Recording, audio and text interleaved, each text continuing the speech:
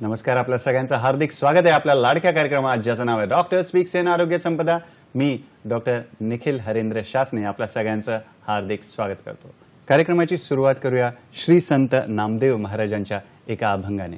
अभंग असा आहे, बाळ सगुण गुणाचे, बाळ सगुण गुणाचे तान्हे गे, बाळ दिसते गोजीर वाणे गे, बाळ दिसते गोजीर वाणे गे, काय सांगता गारहाणे गे, काय सांगता गारहाणे गे, गोकुळीच्या नारी, गोकुळीच्या नारी। बोला पंढरीनाथ महाराज की जय। बरोबर मित्रांनो, हरी नाम म्हणा किंवा हरीची भक्ती म्हणा, कितीही केली तरी ती कमीच। किंवा भौतिक जगात जसं कुठलीही गोष्ट अति केली की त्याची माती होते, तसं हरिनामाविषयी नाही, हरी भक्तीविषयी नाही। मित्रांनो, आज ज्या विषयावर चर्चा करणार आहोत त्या विषयामध्ये शरीरामध्ये ज्या पेशी असतात त्या अनियंत्रित किंवा अति त्यांची वाढ होते, त्याच्याशी निगडीत असा आजचा आपला विषय आहे। आणि अभंगाची सुरुवात बाळ या शब्दाने झालेली आहे। तर आपले जे जाणकार मित्र आहे त्यांनी आजचा विषय ओळखलाच असेल। आजचा आपला विषय आहे बाल कर्करोग निदान, कारणे आणि उपचार। बरोबर, बाल कर्करोग निदान, कारणे आणि उपचार। आणि या विषयावर मार्गदर्शन करायला आपल्याकडे तज्ञ मंडळी आले आहेत। सायन रुग्णालय शिव मुंबई येथील 2 तज्ञ बाल कर्करोग तज्ञ आज आपल्या सोबत आहेत। तर मित्रांनो, स्वागत करूया डॉक्टर सुजाता शर्मा यांचं राजुरे आणि डॉक्टर रादनी मांडे यांचं। नमस्कार मॅडम, आपलं स्वागत आहे कार्यक्रमात। मित्रांनो, डॉक्टरांचा तुमच्याशी परिचय करून देतो। सुरुवात करूया डॉक्टर सुजाता शर्मा रासुरे यांचं। आपण प्रभारी आहात, म्हणजेच इन्चार्ज आहात बाल कर्करोग आणि रक्तदोष विभाग, व आपण सहयोगी प्राध्यापिका देखील आहात लोकमान्य टिळक महानगरपालिका वैद्यकीय महाविद्यालय आणि सायन रुग्णालय शिव मुंबई येथे। शिक्षणाविषयी सांगायचं झालं तर MBBS नंतर पुढे आपण MD केलं पीडियाट्रिक्समध्ये, म्हणजेच बालरोग विभागामध्ये, आणि फेलोशिप इन पीडियाट्रिक हेमॅटॉलॉजी ऑन्कॉलॉजी ही पदवी देखील प्राप्त केली। मित्रांनो, आपल्या गाठीशी जवळजवळ 16 वर्षाहून अधिक या क्षेत्रातील म्हणजेच बाल कर्करोग क्षेत्र आणि जे रक्तदोष विभाग आहे त्याचा आपल्या गाठीशी अनुभव आहे। आणि आपण जवळजवळ 1000 पेक्षा अधिक कॅन्सरच्या लहान मुलांना ट्रीटमेंट दिलेली आहे। आणि कॅन्सर फक्त कॅन्सरच नाही तर आपण थॅलेसेमिया सेंटर, हिमोफिलिया आणि बोन मॅरो ट्रान्सप्लांट या विभागाकडे देखील आपण आपलं योगदान देता, आपली सेवा देता, हे विभाग पाहता। आणि मित्रांनो, सायन रुग्णालय हे असं रुग्णालय आहे की हे पहिलं असं रुग्णालय आहे जिथे बोन मॅरो ट्रान्सप्लांट ही जी सेवा आहे ती सुरू झाली आणि ती अजून कार्यरत आहे। आणि एक कॅन्सरपासून जे बरे झालेले आहेत लहान मुलं त्यांच्यासाठी एक वेगळी, त्यांच्या फॉलोअपसाठी एक वेगळी OPD किंवा दवाखाना आहे ज्याला आपण म्हणतो कॅन्सर सर्वायव्हर OPD, ही देखील सायन रुग्णालय मुंबई येथे कार्यरत आहे। आणि आपल्या दुसऱ्या पाहुण्या डॉक्टर आहेत त्यांच्याशी ओळख करून देतो। डॉक्टर रादनी मांडे, आपण बाल कर्करोग आणि बाल रक्तदोष तज्ञ आहात लोकमान्य टिळक महानगरपालिका वैद्यकीय महाविद्यालय आणि सायन रुग्णालय मुंबई येथे।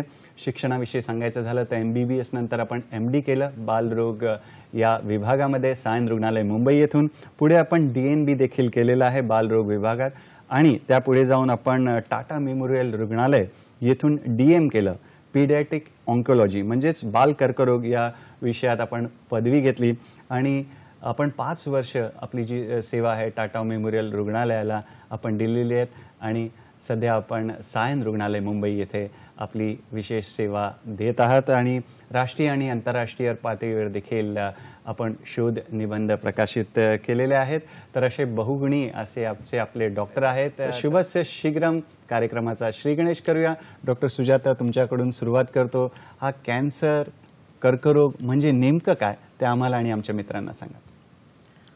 नमस्कार डॉक्टर निखिल, आपल्या भाषणात आपण थोडंफार सांगितलेच आहे, कॅन्सर म्हणजे अगणित पेशींची वाढ। आता ही अगणित पेशींची वाढ का होते तर ते असं आहे की आपल्या शरीरामध्ये प्रत्येक पेशी ही वाढतच असते आणि विशेषतः मुलांची पेशी जास्त स्पीडने किंवा मोठ्या प्रमाणात वाढते। आता ह्या पेशीमध्ये जेव्हा वाढ होत असतात तेव्हा त्यांचे म्युटेशन्स किंवा जनुकामध्ये काहीतरी बदल होतो आणि हा बदल नैसर्गिकरित्या थांबतो। म्हणजे आपल्याला एक करेक्टिव्ह जीन्स पण असते जे ट्यूमर सप्रेसर जीन असं म्हणतात, तर ती करेक्शन करत असते। पण काही काही कारणामुळे त्या जनुकामध्ये किंवा त्या सप्रेशन जीनमध्ये काहीतरी फॉल्ट येतो किंवा काहीतरी खराबी होते, ज्याच्यामुळे ते बंद होत नाही पेशीची वाढ, आणि तो जो म्युटेशन आहे, जो खराब म्युटेशन निघून जायला पाहिजे, तो न निघता तसाच वाढत राहतो आणि त्याची वाढ इतकी अगणित होते की ते पेशी नंतर वाढून इतर अवयवामध्ये पण त्याचा प्रसार होतो आणि अशा पद्धतीने त्याला कॅन्सर म्हणतो आणि अशी पद्धतीने ही कॅन्सरची वाढ होत राहते. तर आपण माझ्या एका पिक्चरमध्ये बघाल की नॉर्मल सेल्स कसे वाढतात आणि त्यातून एक म्युटेशन्स जसं आपण थांबतो आणि तसं न थांबता त्याची अगणित वाढ होत असते. तर इथे चित्रामध्ये व्यवस्थित दिसतंय की अगणित वाढ थांबलेली आहे वरच्या पिक्चरमध्ये, नॉर्मल ह्याच्यामध्ये, आणि खालती पिक्चरमध्ये तुम्ही बघाल की ती अगणित वाढ न थांबता सेल्स कंटिन्युअस अगणित वाढ होतच राहते आणि हे पेशी पूर्ण आपल्या शरीरामध्ये पसरून कॅन्सर हा एक आजार होतो. फारच छान. डॉक्टर राधनी, तुमच्याकडे वळतो आणि कर्करोगाची कारणं काय आहेत ते आम्हाला आणि आमच्या मित्रांना सांगा. नमस्कार. तर बाल कर्करोगाची कारणे काय ह्याचं जगभरात सध्या संशोधन चालू आहे. कोणतंही एक गोष्ट नाही आहे ज्यामुळे बाल कर्करोग होतोच असं सिद्ध झालं आहे. तर काही कॉन्ट्रीब्युटरी फॅक्टर्स आहे ज्याचा एकत्रित परिणाम बाल कर्करोग होऊ शकतो. तर सर्वप्रथम मला बोलायचं असेल ते आहे की पूर्वीच्या काळात एवढा बाल कर्करोग आपण बघत नव्हतो आणि आत्ताच्या काळात ज्या पटीत तो वाढत चालला आहे, म्हणून पहिलं आहे ते बदललेली आपली जीवनशैली. तर ते एक कारण असू शकतं वाढत्या बाल कर्करोगाचं. नंतर रेडिएशन, जे एन्व्हायरमेंटमध्ये रेडिएशनचा प्रमाण जो वाढला आहे तो एक असू शकतो. मग CT स्कॅन, एक्सरेमध्ये पण जे रेडिएशन एक्सपोजर होतं त्याच्यामुळे बाल कर्करोग होऊ शकतो. नंतर आता सध्याच्या काळात केमिकल्स, पेस्टिसाइड्स, इन्सेक्टिसाइड्स जे आपण यूज करतो आहे ते कारण असू शकतं. नंतर काही व्हायरसेस आहे, म्हणजे एप्स्टीन बार व्हायरस आणि HIV म्हणजे ह्युमन इम्युनोडेफिशियन्सी व्हायरस. हे दोन व्हायरसेसमध्ये लिम्फोमा एक कॅन्सरचा प्रकार आहे जो दिसतो ह्या व्हायरसेसच्या इन्फेक्शनमुळे. हा लिम्फोमा होऊ शकतो मुलांमध्ये. त्याच्यानंतर काही लेस दॅन 5%, म्हणजे 5% कमी कॅन्सर्स मुलांमध्ये जेनेटिक कॉजेसमुळे होतात, म्हणजे जे अनुवांशिक आहेत. एक्झाम्पल द्यायचं म्हणालं तर रेटिनोब्लास्टोमा म्हणजे एक डोळ्याचा ट्यूमर आहे जो फॅमिलीमध्ये रन करतो. तर ह्या ट्यूमरमध्ये फॅमिलीची टेस्टिंग, जीन टेस्टिंग करण्याची फार गरजेचं असतं. नंतर दुसरं जसं मॅडम म्हणाले, म्युटेशन्स, जे जीन्स आहेत जे काही सेल सायकल चेकपॉईंट कंट्रोल करतं, ट्यूमर सप्रेसर जीन आणि ऑन्कोजीन्स, त्यांच्यामध्ये म्युटेशन झालं तर कॅन्सर व्हायचे चान्सेस वाढतात. आणि अजून काही जन्मजात काही आजार असतात, म्हणजे सिंड्रोम्स, डाऊन सिंड्रोम म्हणा किंवा बेकविथ वाइडमंट सिंड्रोम, ह्याच्यामध्ये काही कॅन्सरचं प्रमाण वाढतो. म्हणजे डाऊन सिंड्रोममध्ये रक्ताच्या कॅन्सरचा प्रमाण जास्त दिसतो आणि बेकविथ वाइडमंटमध्ये लिव्हरचा ट्यूमर दिसतो आपल्याला. तर अशी काही कारणे आहेत बाल कर्करोगाची. फारच छान डॉक्टर राधनी. मित्रांनो, दोन्ही डॉक्टर आपल्याला छान माहिती देतात आणि हा जो स्पेशलाइज असा विषय आहे, विशेष विषय आहे, त्याविषयी मार्गदर्शन आपण घेतोय.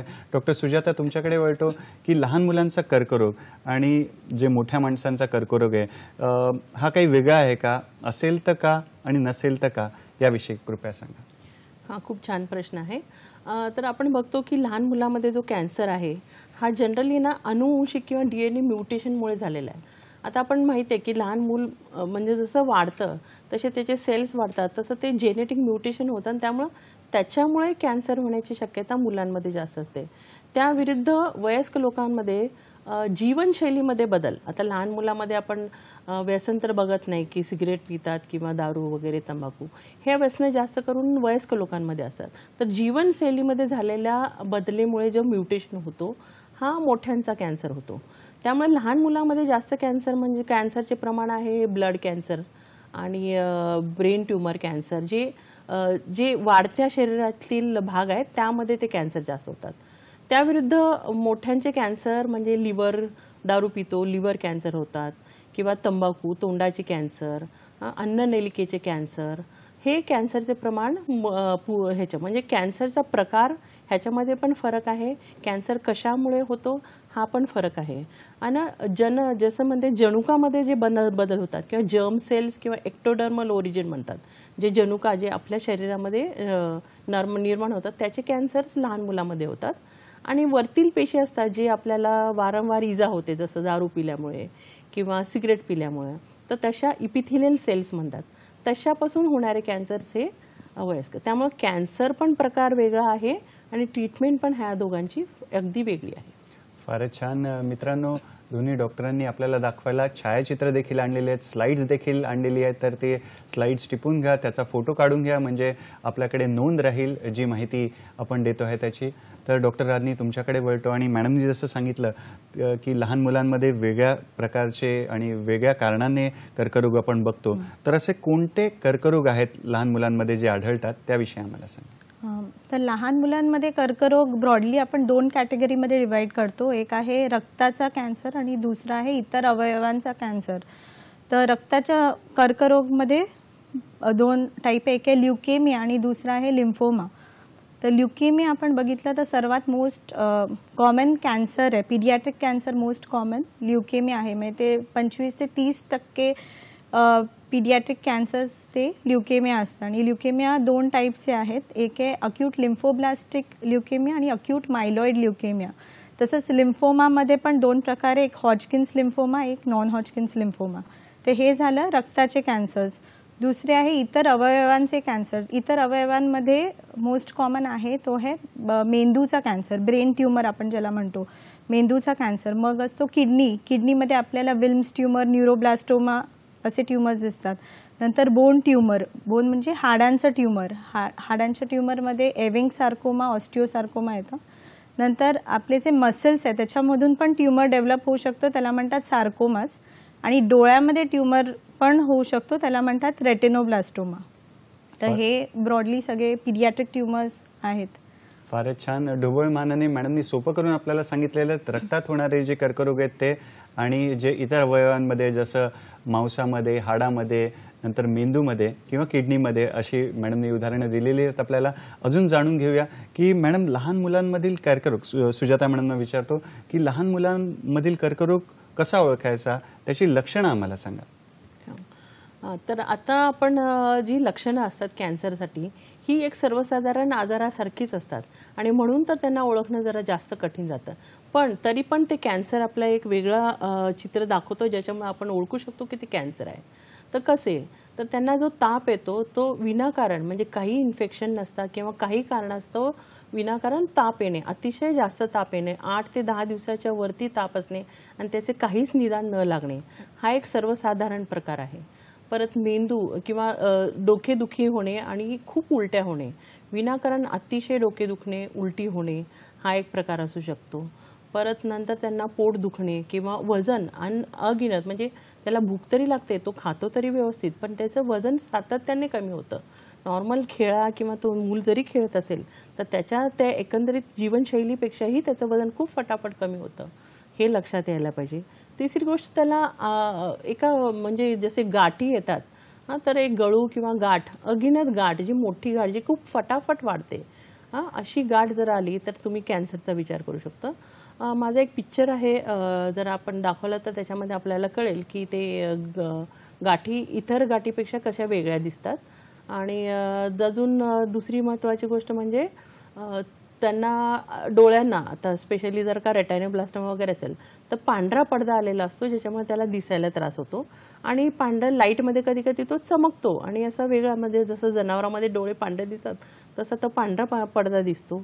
किंवा त्याला त्याची म्हणजे त्याची व्हिजन जे म्हणतात, त्याची बघण्याची क्षमता जरा तिरळी होते. तर जेव्हा तिरळेपणा येतो तेव्हा पण असू शकतो, पण तुम्ही नॉर्मल पहिल्या तपासणी. तर संदेश हा द्यायचा आहे की तुम्ही पहिलं नॉर्मल ताप आहे किंवा अजून काही इन्फेक्शन आहे किंवा नैसर्गिकरित्या त्याला चष्मा वगैरे लागला किंवा त्याच्यामुळे तिरळेपणा नाही ना, हे पहिलं अगोदर तुम्ही त्याची कारणं नाही आहेत ना असं बघितल्यानंतरच तुम्ही कॅन्सरचा विचार करतो. म्हणजे कॅन्सर हा diagnosis is only by exclusion, म्हणजे नॉर्मल आजार वगळता तुम्ही कॅन्सरचा विचार. कारण मी जर हे सिम्पटम्स तुम्हाला सांगितले तर प्रत्येक जण असं विचार नाही करायला पाहिजे की माझ्या मुलाला कॅन्सर झाले का. तर हे जेव्हा विनाकारण काही झालेलं असतं तेव्हाच तुम्ही कॅन्सरचा विचार करायचा असतो. फारच छान मित्रांनो, म्हणजे लक्षणं सामान्यच असतील पण पद्धत जी आहे की एक सामान्य जी कारण आहेत ती वगळून देखील आपल्याला कारण मिळत नाही, तेव्हा मग शेवटी आपण कॅन्सर किंवा कर्करोगाकडे आपण वळतो. आणि जे फोटो छायाचित्र आणलेले आहेत मॅडम, त्याच्यासोबत मॅडम जे सांगतात तेव्हा कृपया दोन्ही समजून घ्यायचा प्रयत्न करा विषय. आणि डॉक्टर राधनी मॅडम तुमच्याकडे वळतो की कॅन्सरचं स्पेशली हे जे लहान मुलांमध्ये जे कर्करोग दिसतो तो कसं निदान करायचं, काय चाचण्या आहेत, तपासण्या आहेत, त्याविषयी आम्हाला सांगा. हां, तर सर्वात प्रथम आधी निदान टायमावर होणं फार गरजेचं आहे. तर जसं सुजाता मॅडमनी आपल्याला सांगितलं की कोणती लक्षणे आहेत ज्यांनी आपण कॅन्सर सस्पेक्ट करतो. जर आपल्याला आता ब्लड कॅन्सर आपण सस्पेक्ट करतोय तर सर्वप्रथम आपण ब्लड टेस्ट करणार, म्हणजे रक्ताचा तपास करणार. त्याला म्हणतात CBC, कम्प्लीट ब्लड काउंट. त्याच्यात आपल्याला कळणार हिमोग्लोबिन, प्लेटलेट आणि सफेद पेशी किती आहेत. तर ब्लड कॅन्सरमध्ये हे सफेद पेशी म्हणजे WBC काउंट एकतर खूप वाढतात किंवा एकदम कमी झालेले असतात. तसंच हिमोग्लोबिन आणि प्लेटलेट तुम्ही बघाल तर ते पण कमी झालं असतं. तर हे पहिलं ब्लड टेस्ट करूनच आपण सस्पेक्ट करतो की बाबा हा ब्लड कॅन्सरचा पेशंट वाटतोय. मग त्याच्यानंतर ते आम्ही मायक्रोस्कोप अंडर ते स्लाईड तयार करून मायक्रोस्कोप अंडर बघतो आणि तेव्हा त्याच्यात कॅन्सरचे सेल्स दिसतात. आणि ते कन्फर्म करायला मग आम्ही बोन मॅरोची टेस्ट करतो. बोन मॅरोची टेस्ट म्हणजे बोन मॅरो ची टेस्ट करतो, त्याच्यातलं पाणी काढतो हाडातलं आणि ते आम्ही मायक्रोस्कोप खाली बघतो. त्याच्यात ब्लड कॅन्सरचे सेल्स दिसतात आणि ते डायग्नोसिस झालं ब्लड कॅन्सरचं. त्याच्यानंतर त्याच्यावर अजून टेस्ट करतो, त्याला नाव आहे फ्लो सायटोमेट्री. फ्लो सायटोमेट्रीने आपल्याला कळतं कोणत्या प्रकारचा ब्लड कॅन्सर आहे तो. म्हणजे अक्यूट, जसं मी आधी म्हणालेली ALL अक्यूट लिम्फोब्लास्टिक ल्युकेमिया आहे की अक्यूट मायलॉइड ल्युकेमिया आहे. प्लस ALL म्हणजे अक्यूट लिम्फोब्लास्टिक ल्युकेमियाचा पण पुढचा प्रकार म्हणजे टाईप काय आहे, B टाईप आहे की T टाईप आहे, म्हणजे BALL आहे की TALL आहे, ते पण आपल्याला फ्लो सायटोमेट्रीवर कळतं.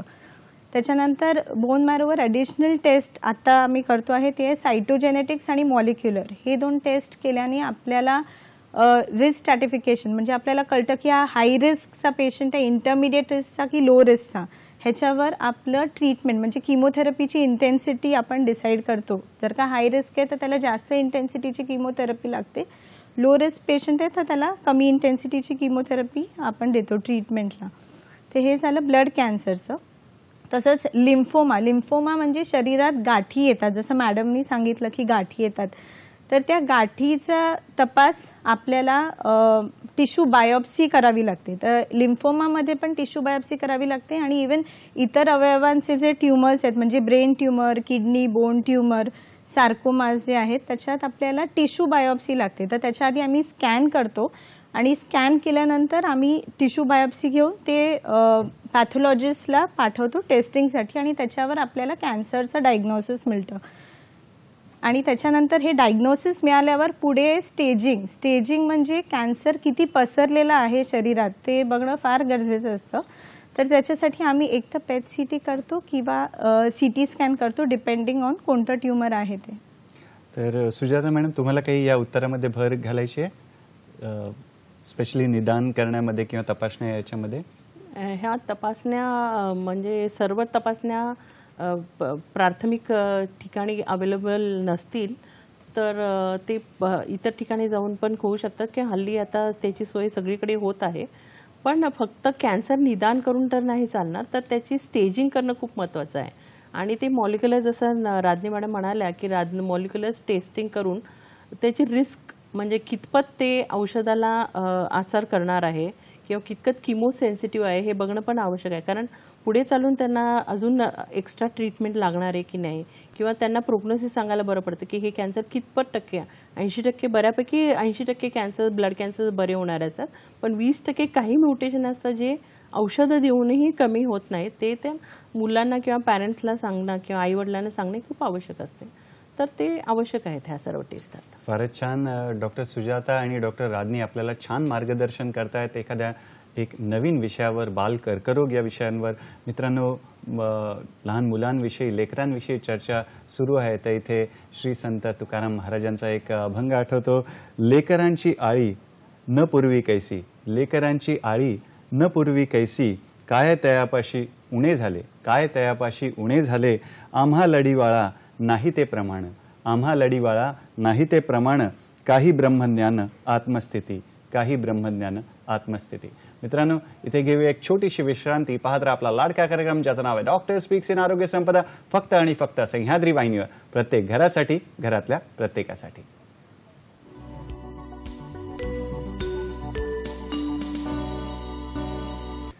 नमस्कार मित्रांनो, पुन्हा एकदा आपलं स्वागत आहे आपल्या लाडक्या कार्यक्रमात ज्याचं नाव आहे डॉक्टर स्पीक्स इन आरोग्य संपदा. आणि मित्रांनो, आज आपली चर्चा सुरू आहे बाल कर्करोग या विषयावर. त्याचं कारण काय आहे, निदान काय, उपचार काय आणि या विषयावर मार्गदर्शन करायला सायन रुग्णालय शिव मुंबई येथून तज्ज्ञ मंडळी आपल्या भेटीला आलेले आहेत. डॉक्टर सुजाता आणि डॉक्टर रादनी आपल्यासोबत आहेत. डॉक्टर रादनी, तुमच्यापासून सुरुवात करतो की सगळ्यांच्या मनात हा प्रश्न असेल की लहान मुलांचा जो कर्करोग आहे तो बरा होतो का, किंवा त्याच्यावर काय उपचार आहेत ते आम्हाला सांगा. तर बाल कर्करोग जो आहे तो मोठ्यांच्या कॅन्सरपेक्षा हा मोठा डिफरन्स एक आहे की बरे व्हायचे चान्सेस खूप जास्त आहे. म्हणजे ऑन अन ॲव्हरेज तुम्ही मला विचारलं तर 80 ते 85% चान्स आहे की कॅन्सर क्युअर होऊ शकतो लहान मुलांचा. आणि ते जे कॅन्सरची किमोथेरपी ट्रीटमेंट जे आहे ते पण लहान मुलं मोठ्यांपेक्षा टॉलरेट जास्त करतात. तर तुम्ही उपचार विचारलं तर मेन 3 गोष्टी येतात उपचारामध्ये. तर एक आहे किमोथेरपी, दुसरं आहे रेडिएशन थेरपी आणि थर्ड आहे सर्जरी. तर किमोथेरपी जे आहे ते इंट्राव्हिनस म्हणजे IV रूटनी देऊ शकतो आणि दुसरं आहे ओरल रूटनी. पण मेजॉरिटी कॅन्सरसाठी IV रूट वापरला जातो. तर हे किमोथेरपी आहे, प्रत्येक कॅन्सर्सला वेगवेगळी किमोथेरपी आणि वेगवेगळी किमोथेरपी ड्रग्स असतात. तर प्रत्येक प्रोटोकॉल्स आहेत किमोथेरपीचे जे प्रत्येक डिझीज स्पेसिफिक आहेत. म्हणजे ते ऑलरेडी एस्टॅब्लिश्ड आहेत, खूप संशोधन झालं आहे त्याच्यावर आणि प्रोटोकॉल तयार केलेले आहे. म्हणजे ब्लड कॅन्सर म्हणजे रक्ताच्या कॅन्सरसाठी एक वेगळा प्रोटोकॉल आहे. तसंच इतर अवयवांचे जे ट्युमर्स आहेत त्याच्यासाठी वेगवेगळे प्रोटोकॉल्स तयार केलेले आहेत. तर त्याप्रमाणे आम्ही किमोथेरपी देतो लहान मुलांना. तर आता रक्ताचं आपण बघितलं तर ल्युकेमिया जे आहे ALL अक्यूट लिम्फोब्लास्टिक ल्युकेमिया जो सर्वात कॉमन टाईपचा कॅन्सर आपण बघतो. तर त्याचा जो किमोथेरपी आहे तर 6 महिने इंटेन्सिव्ह म्हणजे खूप स्ट्रॉंग किमोथेरपी दिली जाते. पहिले 6 महिने ती इंटेन्सिव्ह फेज म्हणतात आणि त्याच्या पुढे 2 वर्ष गोळ्या दिले जातात. ओरल किमोथेरपी म्हणतात. 2 गोळ्या असतात जे त्यांना घ्यायचं असतं. तर म्हणून पहिले 6 महिने आम्ही त्यांना हॉस्पिटलच्या जवळच राहायला सांगतो आणि उरलेले 2 वर्ष ते आपापल्या घरी जाऊ शकतात आणि दर 3 महिन्याला ते हॉस्पिटलला आम्हाला येऊन भेटतात एकदा टेस्टिंगसाठी. तसंच AML म्हणजे अक्यूट मायलॉइड ल्युकेमिया आणि लिम्फोमाचं तुम्ही बघितलं ट्रीटमेंट तर साधारण ड्युरेशन 6 ते 8 महिने IV किमोथेरपी आहे.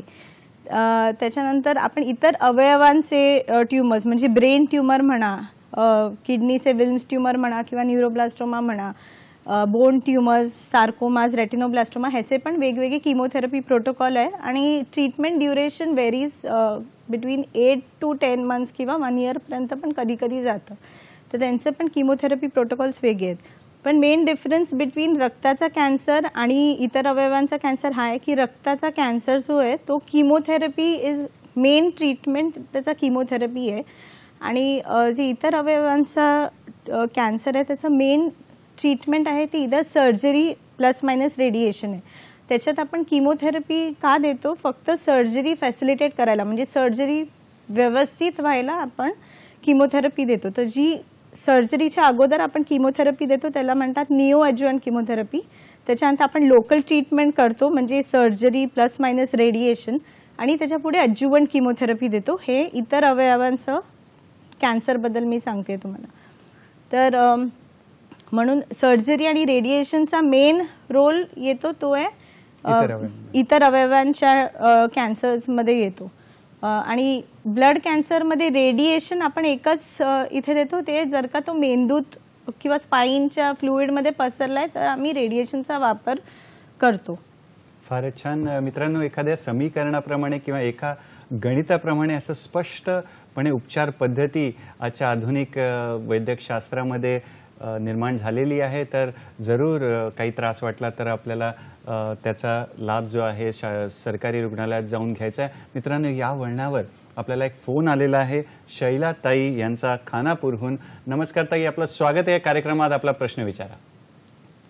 मी शैलाताई गायकवाड खानापूरहून बोलते.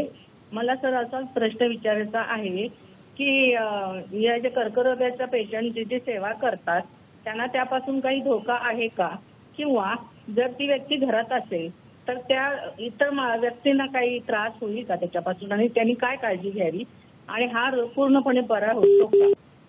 फारच सुंदर प्रश्न आहे शैलाताईंचा. सुजाता मॅडम, तुमच्यापासून सुरुवात करूया. शैलाताई, आपला प्रश्न फार छान आहे. तर जेव्हा तुम्ही कर्करोगची सेवा करत असता नातेवाईकांनी, तर तुम्हाला कर्करोग व्हायची काही शक्यता नसते. फक्त एवढंच आहे की तुमच्यापासून त्यांना इन्फेक्शन, कर्करोगाचे जेव्हा तुम्ही ट्रीटमेंट चालू असता तेव्हा त्यांच्या पांढऱ्या पेशा खूप कमी होतात आणि त्यामुळे त्यांना इन्फेक्शन किंवा काही पण जंतूचं हे लागून इन्फेक्शन होण्याची शक्यता असते. त्यामुळे फक्त स्वच्छता बाळगायची असते आणि किंवा कुणाला इन्फेक्शन असेल तर त्यांनी मास्क वापरायचा असतो आणि पेशंटच्या बरोबर जास्त राहायचं नसतं जर का त्यांना इन्फेक्शन असेल तर हाच एक फरक आहे ज्याच्यामध्ये तुम्ही काळजी घ्यायची असते. आणि अन्यथा तुम्हाला त्यांच्या ट्रीटमेंटपासून काही धोका नसतो. आणि तुम्हाला हे शक्यता होण्याची शक्यता आहे की नाही, जर का तो कॅन्सर, म्हणजे मी जसं म्हणाले तो मोठ्यांचा कॅन्सर हा तुमच्या जीवनशैलीमुळे आहे. त्यामुळे तुमची जर जीवनशैली व्यवस्थित असेल आणि तसा तुमचा काही धोका नसेल तर तुम्हाला ते कॅन्सर संसर्गजन्य नाही आहे, तर तो कॅन्सर तुम्हाला लागणार नाही त्याची सेवा केल्याने. तर हा तुम्ही गैरसमज पूर्णपणे काढून टाका. आणि जर का तुमचा निदान वेळेवर झाला असेल, तुम्ही उपचार पद्धती व्यवस्थित घेतली असतील आणि तुमचे जेनेटिक्स जसं मी सांगितले की तसे जर का काही खराब नसतील तर तुमची पूर्णपणे व्यवस्थित ट्रीटमेंट होते. फक्त मुद्दा हा आहे की बरेच जण कॅन्सरची ट्रीटमेंट अधुरी सोडून देतात किंवा म्हणजेच मध्ये त्याच्यामुळे त्याला त्रास झालेला असतो किंवा उलटी झालेल्या असतात किंवा खूप त्रास होतो. म्हणजे ते सायकल्स असतात ना, 5 ते 6 सायकल्स आणि इतक्या चक्रा माराव्या लागतात. तर ते तुम्ही न कंटाळता जर का ट्रीटमेंट पूर्ण व्यवस्थित घेतली तर पूर्णपणे बरं होऊ शकतं. फारच छान. सुजाता मॅडम, तुम्हाला पुढला प्रश्न असा आहे की ह्या वेगळ्या शाखेची अशी काही गरज आहे का? म्हणजे आपल्याकडे ॲडल्ट ऑन्कोलॉजिस्ट पण आहेत, म्हणजे जे मोठ्या माणसाचं जे कर्करोग आहे ते बघतात, तर ते हे लहान मुलांच्या कर्करोगाला उपचार देऊ शकतात. तर मग गरज आहे का नाही, त्याविषयी थोडं सविस्तर खुलून आम्हाला सांगा. हा एक खूप महत्त्वाची मुद्दा आहे सध्या की पीडियाट्रिक ऑन्कोलॉजिस्टची भारतामध्ये किंवा पूर्ण समाजाला ह्याची गरज आहे की नाही. तर असं आहे की पीडियाट्रिक कॅन्सरची ही जी आहेत हे पूर्णपणे वेगळा जर कॅन्सर असेल तर इव्हन त्याचे ट्रीटमेंटसुद्धा वेगळ्या डॉक्टरांनी केली पाहिजे, हे आमचं म्हणणं आहे. त्याचं कारण असं आहे की मुलांचे कॅन्सर आहे ना, हे मुलांना म्हणजे बॉडी सरफेस एरियाप्रमाणे त्यांचं किमोथेरपी द्यायचं असतं. शिवाय त्यांचं किडनी असतात ना खूप इमॅच्युअर, म्हणजे अजून पूर्णपणे मॅच्युअर झालेली नसते. त्यामुळे त्यांचे डोजेस किडनीच्या मॅच्युरिटीनुसार त्यांचे डोज ॲडजस्ट करावं लागतं. किंवा त्यांचे जे आम्ही जे फ्लुइड्स देतो किंवा इलेक्ट्रोलाइट जे आम्हाला किमोथेरपीच्या दरम्यान द्यायचं असतं, लहान मुलांचं कॅल्क्युलेशन हे मोठ्या मुलांपेक्षा फार वेगळं असतं. आणि शिवाय त्यांना एक पद्धती जे हँडल करावं लागतं ते खूप, म्हणजे त्यांची IV लाईन मिळणं हे प्रॉब्लेम असतो, त्यांचे फ्लुइड्स मिळणं, त्यांच्याबरोबर संभाषण करणं हे एक वेगळं असतं. तर हे पीडियाट्रिशियनला पहिल्यापासूनच ह्याची ट्रेनिंग असते आणि त्यामुळं ते व्यवस्थित पीडियाट्रिक ऑन्कॉलॉजी जर झाला तर त्याच्यामध्ये खूप फरक आहे ट्रीटमेंटमध्ये. तर पीडियाट्रिक ऑन्कॉलॉजिस्ट ह्या सर्व गोष्टी व्यवस्थित हँडल करू शकतात. आणि अडल्ट ऑन्कॉलॉजिस्ट जिथे नाहीच आहे सोय तिथे तुम्ही कदाचित ते लोक म्हणजे ॲडजस्ट करून घेऊ शकतात, पण शक्य होईल तिथं जिथे सोय आहे पीडियाट्रिक ऑन्कॉलॉजिस्टची तिथे त्यांनी पीडियाट्रिक ऑन्कॉलॉजिस्टची मदत घ्यावी. फारच छान. राजनी मॅडम, तुमच्याकडे वळतो. आणि किमोथेरपी व्यतिरिक्त इतर काही सपोर्टिव्ह किंवा इतर काही उपाय आहेत का, ते देखील आम्हाला सांगा. तर बालकर्करोगमध्ये आपण जी किमोथेरपी देतो त्यांनी कॅन्सरचे सेल्स तर नष्ट होतात, पण त्याच्याबरोबर बाकीचे जे शरीरातले सेल्स आहेत त्याच्यावर साईड इफेक्ट होतो. तर सर्वप्रथम प्लेटलेट म्हणजे प्लेटलेट आणि हिमोग्लोबिन कमी होतं ब्लडमधलं, तर त्याच्यामुळे आपल्याला ब्लड ट्रान्सफ्युजन म्हणजे ब्लड लाल आणि प्लस पांढरं म्हणजे प्लेटलेट दोन्ही पण ट्रान्सफ्यूज करायला लागतात पेशंटमध्ये. ते एक आहे. मग दुसरं आपण किमोथेरपी देतो त्यामुळे त्यांच्यातली रोगप्रतिकारक शक्ती ती एकदम कमी होते. तर त्याच्यामुळे त्यांना इन्फेक्शनचे चान्सेस खूप जास्त असतात. म्हणजे म्हणून आम्ही पेशंट्सला नेहमी सांगतो की घरी असताना टेम्परेचर 2 वेळा चेक करा दिवसातून, आणि जर का टेम्परेचर काही 99.5च्या वर आहे तर लगेच हॉस्पिटलमध्ये आम्ही रिपोर्ट करायला सांगतो. म्हणून हे सगळे जे पेशंट आहे ज्यांना इंटेन्सिव्ह किमोथेरपी चालू असते, म्हणजे IV किमोथेरपी चालू असते, ते आमच्या हॉस्पिटलच्या जवळच आम्ही त्यांना राहायची सोय करतो त्यांची. आणि जर का त्यांना काही इन्फेक्शन किंवा ताप आला तर आम्ही लगेच त्यांना हॉस्पिटलमध्ये बोलवतो. आणि हे इन्फेक्शन न होण्यासाठी काही स्टेप्स आम्ही सांगतो त्यांना. तर आमच्याकडे इन्फेक्शन कंट्रोल सिस्टर आहे जी पेशंट्स आणि रिलेटिव्स दोघांना पण काउन्सिल करते. आणि मेन म्हणजे स्वच्छता कशी ठेवायची. मग घरातलं शिजलेलं अन्नच खायचं, बाहेरचं काही खायचं नसतं त्यांना. मग मास्क घालायचं, मग एक गोळी दिली जाते, ती दिवसातून 3 वेळा घ्यायची असते. आणि टबात बसायचं असतं, त्यांना एक औषध सोल्युशन घालून 3 वेळा टबात बसायचं असतं. तर हे काही मेजर्स आहेत ज्यांनी इन्फेक्शन आपण प्रिव्हेंट करतो त्यांच्यात. तर सर्वात मोठी गोष्ट या इन्फेक्शनवर आपण पुन्हा येऊया. या वळणावर आपल्याला एक फोन आलेला आहे जालनाहून. भानुदास कदम यांचा फोन आहे. बघूया त्यांचा प्रश्न काय आहे. भानुदास कदम, आपलं स्वागत आहे कार्यक्रमात. आपला प्रश्न विचारा.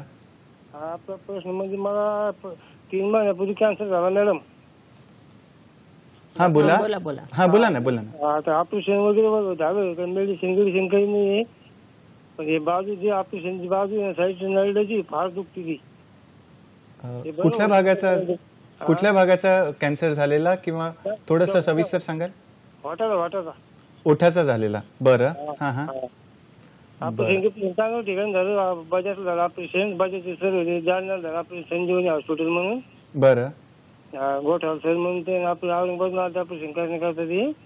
त्याची बाजू जी आहे ना साईड आहे खावाटा आणि नळला आहे, असं पाच जाम कंपल्सरी. त्याचं म्हणजे 6-7 महिने लागतील मेडिसिन काही नाही. बरं होऊ शकतं घे म्हणतो मी. बरं. तर प्रश्न आपल्यापर्यंत आलेला आहे की 3 महिन्याआधी ऑपरेशन झालेलं आहे, तर काय करता येईल किंवा आता थोडासा त्यांना त्रास जाणवतोय. तर राजनी मॅडम तुमच्यापासून सुरुवात करून मग सुजाता मॅडमचं पण आपण मत घेऊया या प्रश्नावर. तर लहान मुलाचं पेन मला कळलं क्वेश्चनवरून की त्याला पेन होत आहे. तर पेनसाठी बरेच मेडिसिन्स आहेत जे आपण देऊ शकतो. आणि फार इम्पॉर्टंट आहे की हे पेन जे होतं त्यांना ते कंट्रोल करणं फार गरजेचं आहे. तर त्याच्यासाठी ओरल मेडिसिन्स तर आहेत अवेलेबल, आणि IV पण आहे. पॅचेस अवेलेबल असतात काही, जे दिलं तर म्हणजे त्यांचं पेन आहे ते कमी होऊ शकतं. बरं. तर बहुतेक आपल्याला असं वाटतं की त्यांना त्रास झालेला, लहान मुलाचा त्रास नव्हता, तर त्यांना त्रास झालेला आणि त्याशी निगडीत त्यांनी तो प्रश्न विचारलाय. तर तरी मॅडम काय तुम्हाला उत्तर देता येईल किंवा काय सांगता येईल त्यांना? नाही, जर का तुम्ही अजून एकदा तर जे ऑपरेशन झालेले त्या डॉक्टरांना एकदा व्यवस्थित दाखवून घेणे आवश्यक आहे. कारण कधी कधी काय असतं, तिथे टाके पडलेले आहेत, तिथे जर का इन्फेक्शन वगैरे झाले असेल तर दुखायचं ते थांबणार नाही, कदाचित ते वाढत असेल. तर तुम्ही एकदा डॉक्टरांकडे सल्ला घ्या की ते व्यवस्थित आहे की नाही, जखम वगैरे व्यवस्थित आहे की नाही, भरून येत आहे की नाही. आणि तरी पण तसं होत असेल तर जेव्हा रिकव्हरी होत असते तर थोडं पेन जास्तच असतो आणि ते हळूहळू कमी होत असतं. तर कदाचित ते फिजिओथेरपी लागेल किंवा काही ओठांच्या हालचाली वगैरे लागतील ज्याच्याने तुमचं पेन कमी होईल. तर माझ्या मते डॉक्टरांचा अजून एकदा सल्ला घेतलेला तुम्हाला बरं राहील. फारच छान. मित्रांनो, असेच तुम्ही फोन करून आम्हाला तुमच्या मनातले प्रश्न विचारा. शक्यतो लहान मुलातील कर्करोग हा आजचा आपला विषय आहे. तर विषयाशी निगडीत जर तुम्ही प्रश्न विचारला तर जास्तीत जास्त आपल्याला तज्ज्ञ मंडळींकडून माहिती घेता येईल. राजनी मॅडम, तुम्ही सपोर्टिव्ह केअर विषयी सांगत होतात, इन्फेक्शन संक्रमणाविषयी सांगत होतात, तर कृपया आम्हाला त्याविषयी सांगा. आता इन्फेक्शन एक भाग झाला. नंतर दुसरं साईड इफेक्ट जे किमोथेरपीनी होतं ते आहे तोंड येणे, म्हणजे तोंडात छाले वगैरे येणे.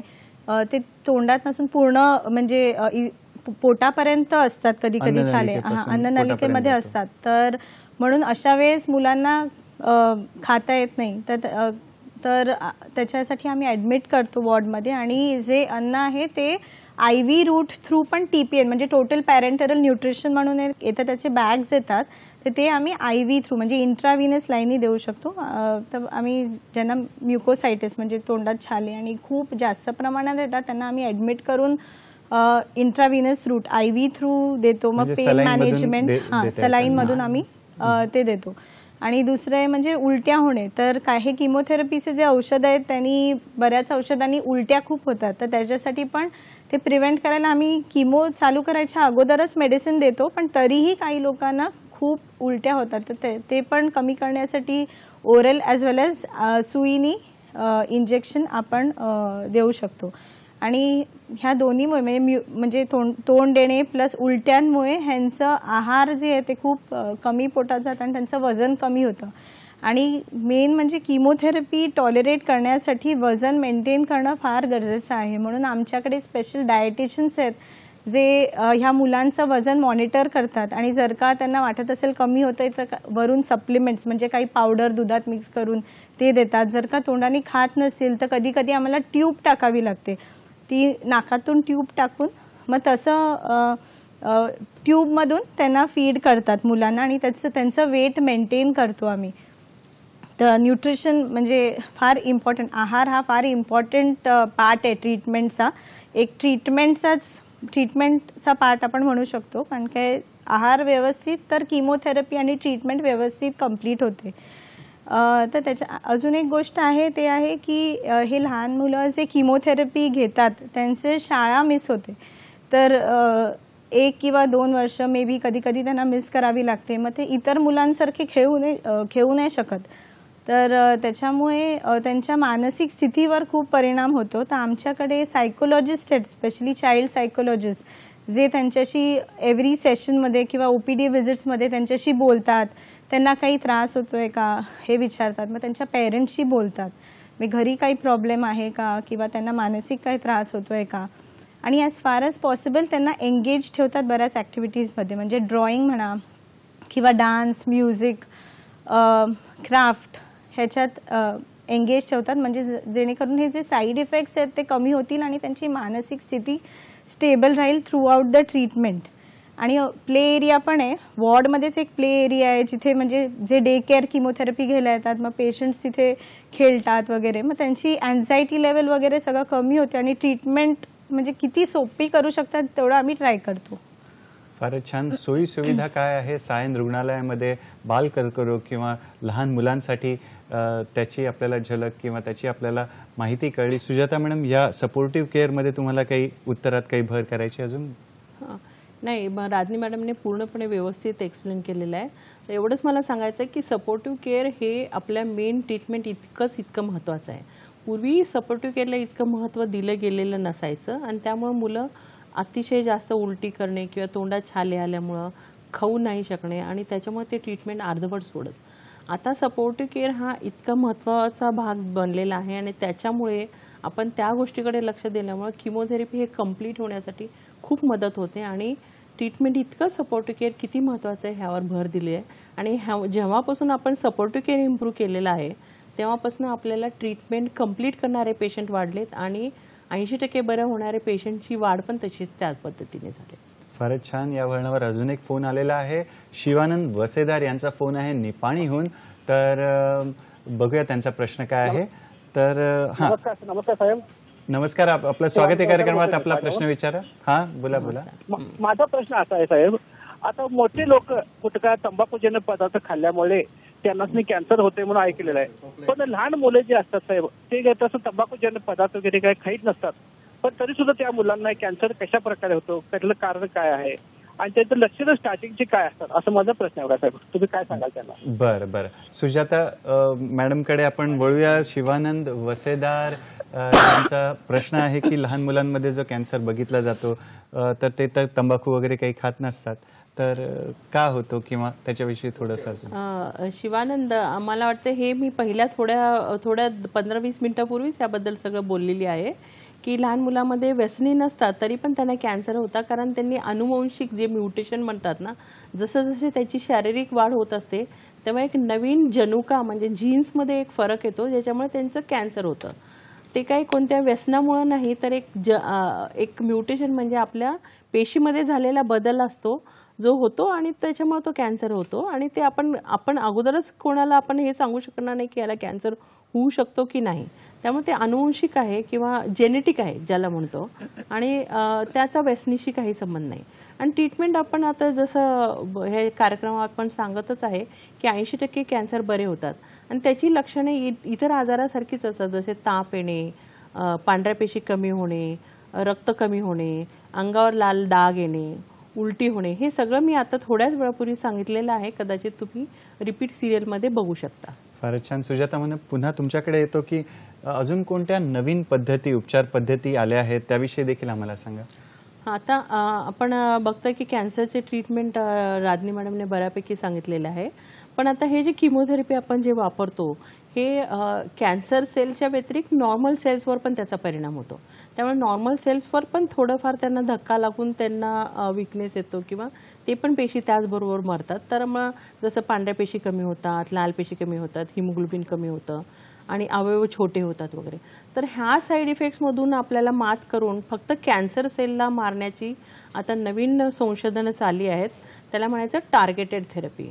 तर जसं आपण निशाणा करतो ना टार्गेट, तसा टार्गेट फक्त आपला कॅन्सर सेल्स असावा. तर ह्यावर बरेच हे संशोधन झालेले आहेत आणि स्पेशल आपल्या कॅन्सर सेल्सवर एक स्पेशल मार्कर असतात, CD मार्कर्स म्हणतात, किंवा एक म्युटेशन असतं, कायनेज म्युटेशन वगैरे म्हणतात. तर स्पेशली औषधं बनलेले आहेत जे फक्त त्या कॅन्सर सेल CD20 किंवा CD34 हे एक वेगळी त्यांची एक ओळख असते त्या कॅन्सर सेलची. त्या ओळखीनुसार ते बनवलेले अँटीबॉडीज म्हणतात.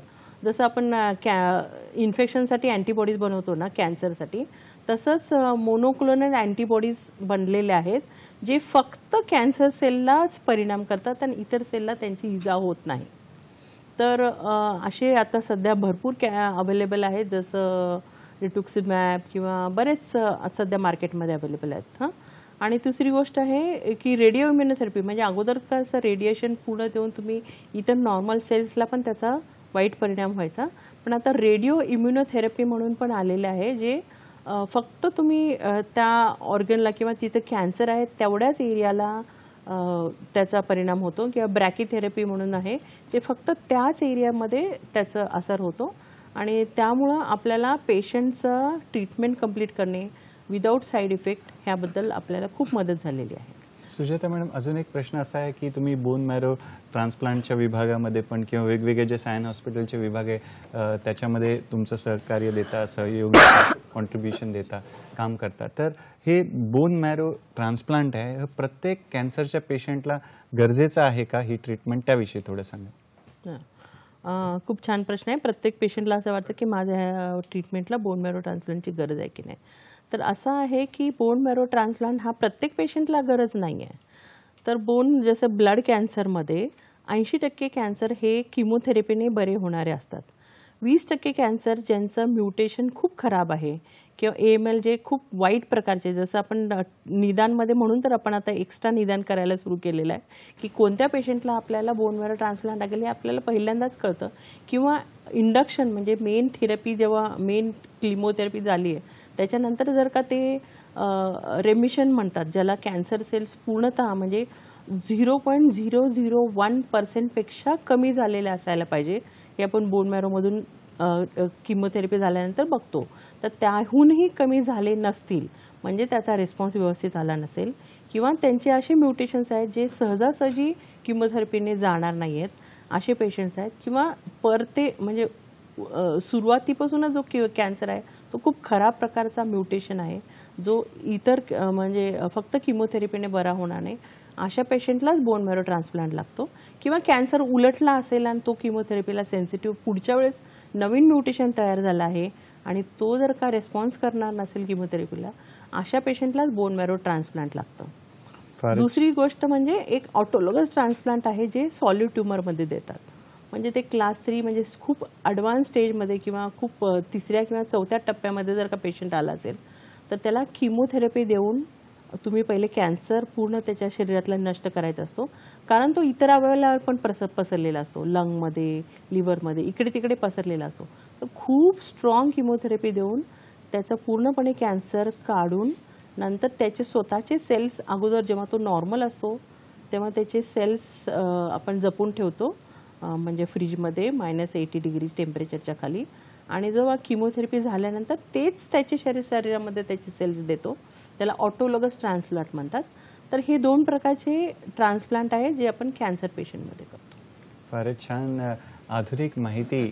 आपला जो आजचा विषय आहे बाल कर्करोग, त्याविषयी आपण घेतोय. डॉक्टर सुजाता आणि डॉक्टर राधनी यांच्याकडून. डॉक्टर राधनी, तुमच्याकडे वळतो. लहान मुलांचं जे पुनर्वसन होतं की कॅन्सर समजा बरा झाल्यावर ते त्यांचं पुढचं आयुष्य सुखी आणि समृद्ध असं छान जावं, त्याच्यासाठी काय करता येईल ते आम्हाला सांगा.